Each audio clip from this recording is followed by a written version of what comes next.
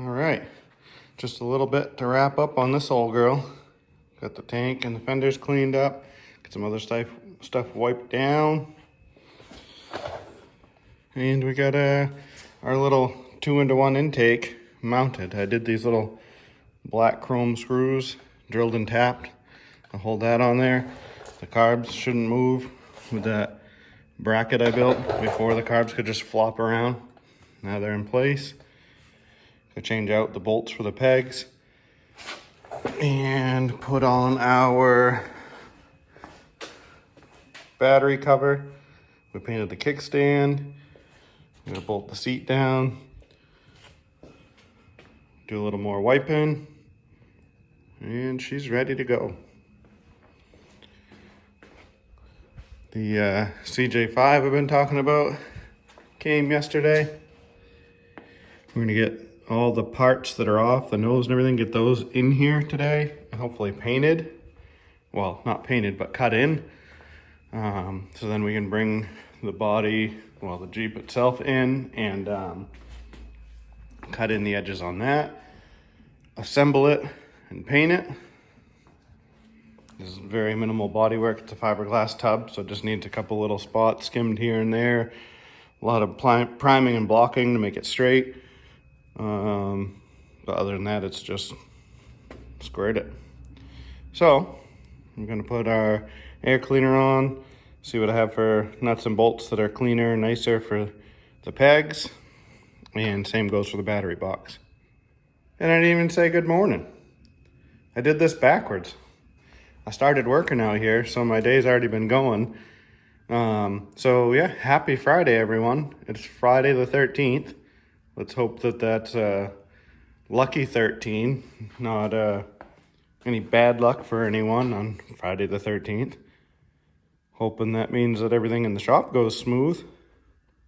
We like 13 as a lucky number. So let's go with that. We're gonna go with happy, lucky Friday the 13th. Here we go.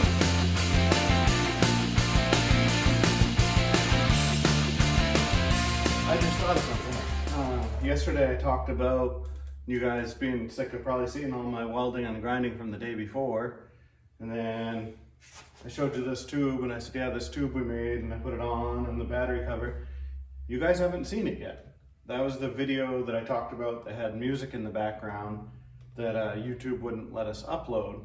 So Samantha's trying to work on taking all the spots with music out without botching the video so bad that it still doesn't have all the important pieces and parts of me talking and explaining what I'm doing. Anyway, that's what I made, and you will see the video. It's just taking a minute for her to kind of edit all that stuff out. But so here is the air cleaner, and I'm about to go grab the battery box and get it slapped on there. So you will see all of that, and then you will see it being built after you see it being installed. But it'll be neat to watch nonetheless. So you'll see that soon. Here's the battery cover we fabbed up because the battery box and tray was kind of an odd size and configuration. So we just built one. This is all just 1/8 inch plate steel that I cut up, welded up, primed and painted.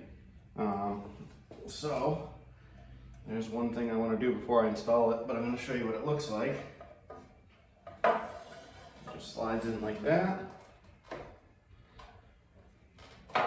Slides down there and gets a bolt right down here. I just want to glue a piece of rubber up in case the battery ever bounces and I don't want it to short out.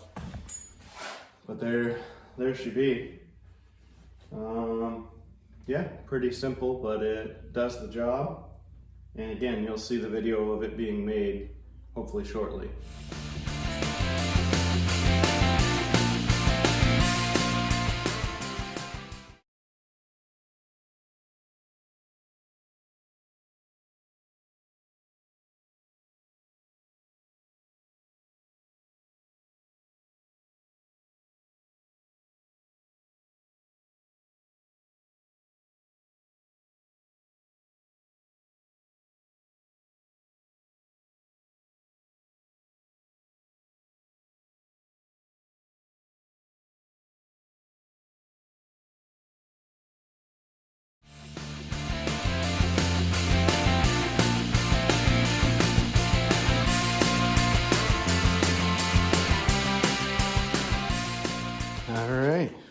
We got our bar bushings in, much better. They were flopping all over the place.